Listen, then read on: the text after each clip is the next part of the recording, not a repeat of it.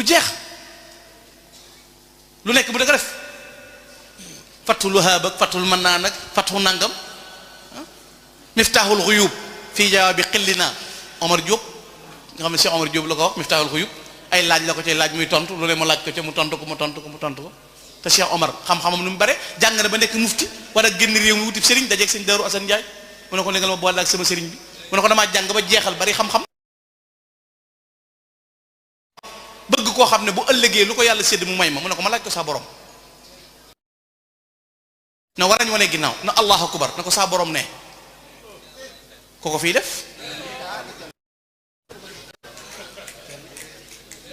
ndonga li loo tudd mu ne ko njugo xëri Jóob mu ne ko sàmmaytukal yow ma bi Omar afdalu min njugo xëri tudde naa la Omar tey Omar a gën njugo xëri ba mu koy yabar njàmboor lu mu ko wax ñaari loxo am nday joor ak càmmoñ bi kitaabillah bi sunnati rasul loolu laa la dénk Cheikh Omar